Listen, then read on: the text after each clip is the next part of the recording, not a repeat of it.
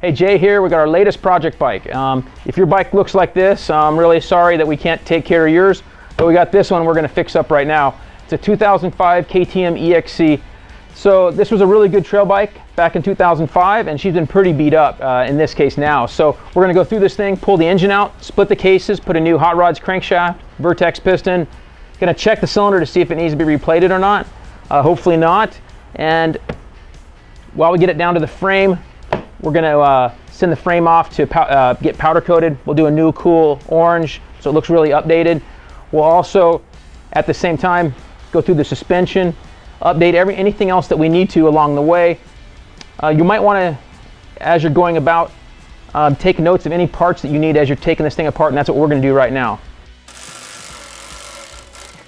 So the pipe on this bike was extremely worked. You can see we got a hole here, just dented up, really beat, cracked mount, very common.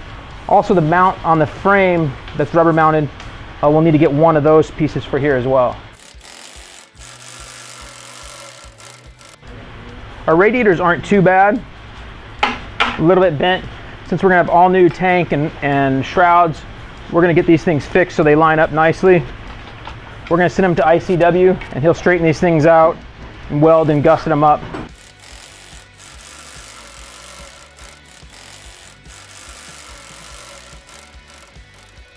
Okay, so we've got it all stripped down. We took the races out of here for the steering stem. That's very important to take those out. A good powder coating shop will tape everything off, put inserts in each of the holes. If you don't have a shop that's familiar with motorcycle frames, you might want to put some old bolts in all of your holes. So otherwise you're gonna be tapping these holes and having problems.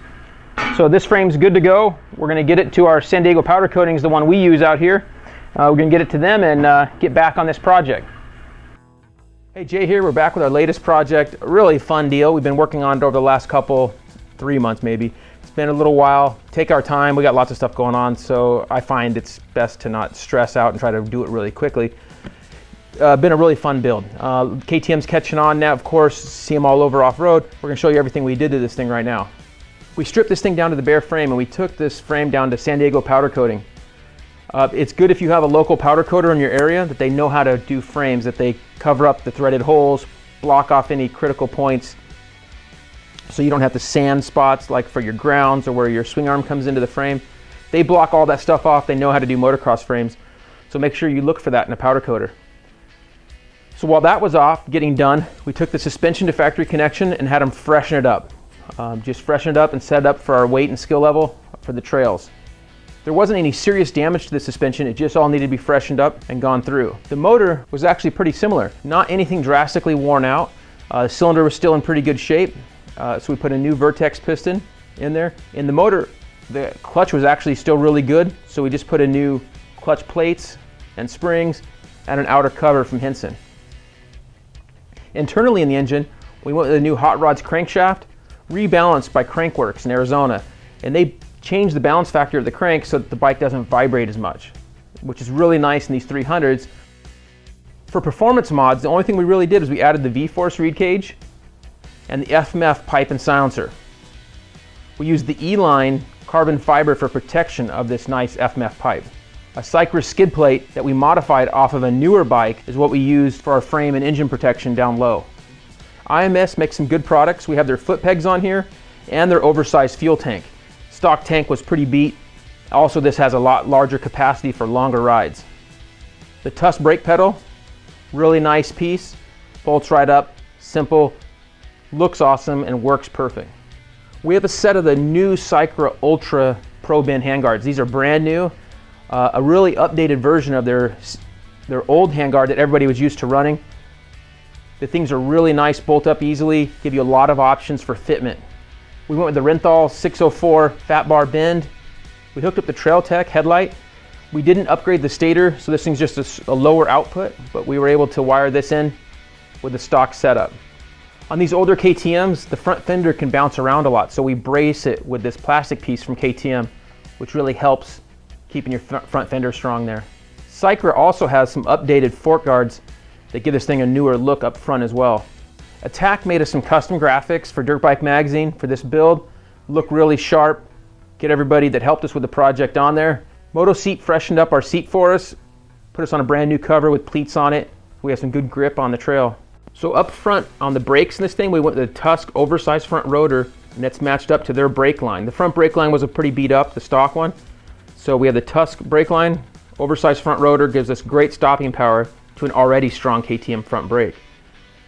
For the front tire, we went with the Dunlop AT81, and we're on the Tusk impact rim. We actually just relaced the stock. Hubs were still in great shape, so we just buffed them out, put on new rims and spokes, and we have some brand new looking hoops on this thing. So we have our Tusk rear rotor with our Renthal twin ring sprocket. We had to buy a few KTM stock parts for this thing that were beat up, so we have new axle for the front and rear. We're pretty beat up and worn out, so we got new axle nuts as well. Trail Tech also has a kickstand for this bike, a really nice upgrade. The stock one was really beat up in this case, so it was a nice improvement.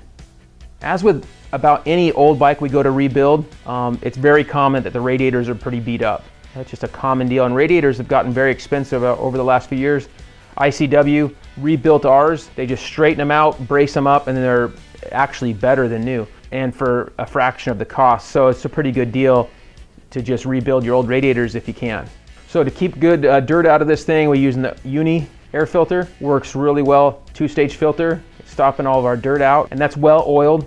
The Tusk shifter looks amazing and works well on this bike. For the rear drive of this thing, we have the primary drive O-ring chain, which is really strong, made it up to the Renthal twin ring sprocket. That with our TM Designs chain slider and rear block provide good durability for this trail bike. Hey, so that's about it for our dirt bike project. KTM 300, really cool bike, as you can see. Don't expect you guys to do all these things, a lot of money here, but you can do parts of this at one time. Some of it you can't afford to do it all at once, but you can see what parts you can do on your rebuild of your KTM or other bike. Some great companies to work with on your rebuild right here.